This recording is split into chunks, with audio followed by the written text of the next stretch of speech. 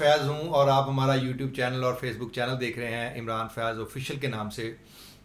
दोस्तों आज हमारे पास एक यूथ यंग ब्लड जो है वो, क्योंकि हम अक्सर जो है जो न्यू फेसेस है उनको भी साथ लेके चलते हैं, क्योंकि उनके पास जितने अच्छे आइडियाज़ होते हैं ना उससे हमें फेवर मिलती है और जो हमारे देखने वाले हैं उनको भी एक बड़ी अच्छी इन्फॉर्मेशन मिलती है। तो आज हमारे साथ मोहम्मद एहसान है, रावियन होल्डन के नाम से इनका ऑफिस है और ये पिछले कुछ 10-12 साल से रियल एस्टेट का काम कर रहे हैं। तो इनसे गपशप भी करते हैं और रियल एस्टेट की छोटी मोटी टिप्स भी लेते हैं। अस्सलाम वालेकुम। वालेकुम अस्सलाम। कैसे हैं आप? अल्हम्दुलिल्लाह इमरान भाई, आपका शुक्रिया, आपने बड़ा अच्छे लफ्ज़ों में जो है ना वो मेरे बारे में बताया है, तो अगेन इसके लिए आपका शुक्रिया। जज़ाकल्लाह जी।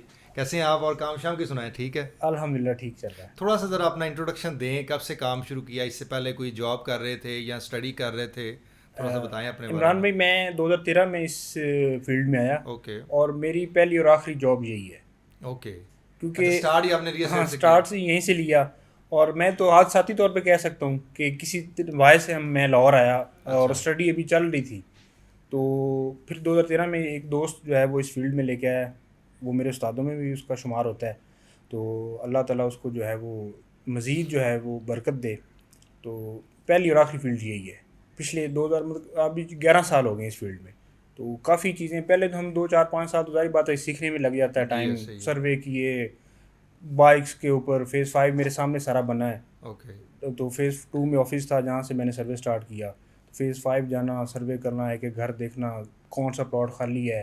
फिर फेज़ 6 की तरफ, फिर मतलब हम फेज़ 6 देखें कि हम मेन बुलवार्ड के ऊपर क्रिकेट खेलते होते थे सेकंड टाइम। हाँ ऐसे ही था। ये आप देखें जहाँ 10 पे। साल पहले तो हाँ जी। बहुत ही, इवन फेसिक तो सारा खाली था 10 हाँ साल जी, पहले। बिल्कुल ऐसे हाँ दो जी। तीन प्लाजा थे उसमें, जो शुरू में एक दो आते थे, फिर आगे वो जहाँ पे जेदी पान शाह पे इधर एक दो ऑफिस थे, तो वहाँ पे हम ना जाते थे और वहाँ बैठते थे। तो बहुत मतलब खाली एरिया था।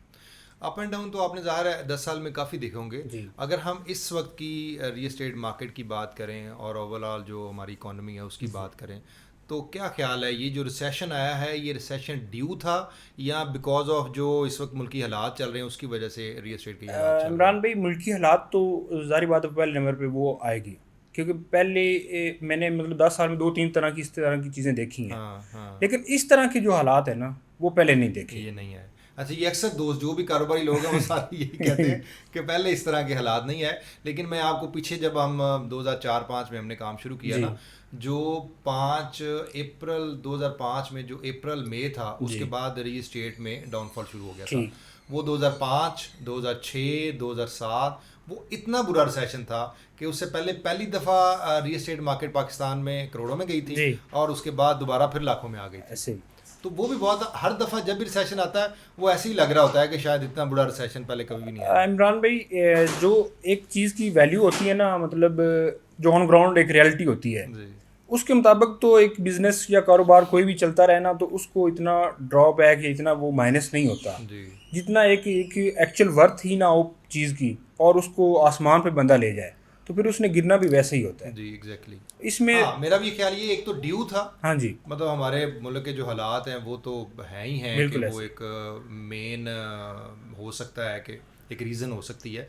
लेकिन ओवरऑल अगर हम देखें तो मार्केट ने क्रैश करना ही करना था जितनी स्पीड से जी। उसने इम्प्रूव बिल्कुल। किया था। बिल्कुल, अब देखें कि हमारे जो जो सुनने में आता है, आपने भी देखा है कि दो तीन कैटेगरीज हैं बिजनेस की। जी रियल स्टेट है, उसके अगेंस्ट एक गाड़ियों का कारोबार है, फिर गोल्ड का कारोबार है, फिर मुख्तलिफ करेंसी का कारोबार है। तो जब गोल्ड या अदर करेंसी में आपका पैसा मूव होता है तो फिर प्रॉपर्टी जो है वो नीचे आ जाती है। जी जी। तो जैसे ही पैसा वापस उस उन चीज़ों से निकलता है 2 3 साल बाद, तो फिर प्रॉपर्टी में पैसा आता है और फिर ग्रो प्रॉपर्टी ऊपर चली जाती है। आपको लगता है हमारा इंटरेस्ट रेट का भी मेन एलिमेंट है जिसकी वजह से रियल एस्टेट मार्केट? इमरान भाई, बिल्कुल एलिमेंट ये मौजूद है कि ये जो आप कह रहे हैं कि ना इंटरेस्ट रेट अब 22% था जो एक स्टेट बैंक दे रही थी। जी जो प्राइवेट बैंक है वो 27 28%, 28 30% पे भी लोगों को दे रहे थे। वो तो गवर्नमेंट का रेट था जी ना, बाईस एग्जैक्टली परसेंट एग्जैक्टली। तो अब एक मुझे एक दोस्त बता रहा था कि कराची का एक इन्वेस्टर था, जी उसकी मैं नाम भी ले लेता हूँ कि लाहौर स्मार्ट सिटी में उसकी कोई 14 करोड़ की इन्वेस्टमेंट थी। ओके। तो वो जैसे ही वापस आई हैं कीमतें, वो तो बड़ा बुरी तरह जो है ना उसका, उसने वो 14 करोड़ अपना 10 करोड़ में निकाला। ओके। जो अपनी इन्वेस्टमेंट थी वो सारा बेच फिर के भी वो बड़े अच्छे टाइम पे मेरा ख्याल बड़े निकल अच्छे गया टाइम वो। पे। अब वो कहता है कि मैंने 10 करोड़ बैंक में फिक्स करा दिया 10 साल के लिए, ठीक ठीक अब मुझे 22% मिल रहा है प्रॉफिट। ठीक। वो कहता है कि यार ये जो 10 करोड़ पे मैंने फिक्स करवाया है, ये आप देख लें कि इसका मुझे जो है पर ईयर ऑलमोस्ट 2 2.5 करोड़ रुपया जो है ना वो मिल रहा है। जी। तो आप बताएं कि अगर मैं इस टाइम में प्रॉपर्टी लूँ तो वो 2 4 साल बाद वो डबल हो जाएगी?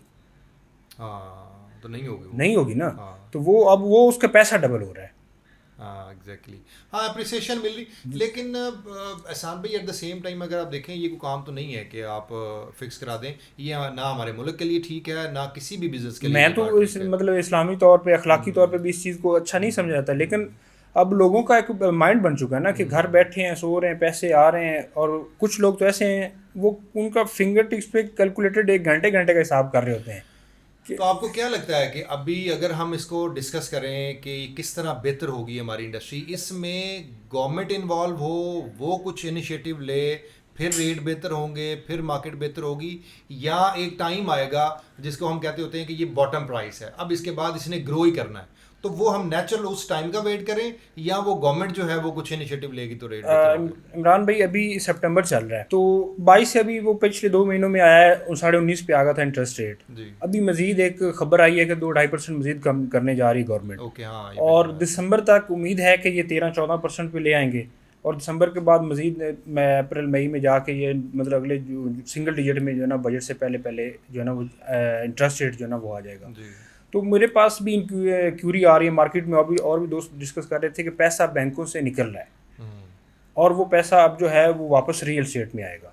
हम्म। लेकिन उसके साथ साथ गवर्नमेंट अगर कोई ऐसी पॉलिसी दे, लेकिन टैक्सेस की ऐसी भरमार है। अब पहले होता था गेन टैक्स या एडवांस टैक्स, जी। ये हम दो सुनते आ रहे हैं, ये 2 3 टैक्स हैं। अब एफ लगा दिया है, उसके बाद 7E की एक इम्प्लीमेशन हो गई है। इसकी वजह से ना अब क्लाइंट कहता है यार मैंने अगर 2 करोड़ 2.5 करोड़ का प्लॉट लेना है तो उसके ऊपर मेरे 15 20 लाख 30 लाख ड्यूज हैं। जी। तो वो तो 1 साल लग जाएगा मेरे ड्यूज पूरे होने में, ये ठीक तो मैं बात है। क्यों इन्वेस्टमेंट करूँ इसमें?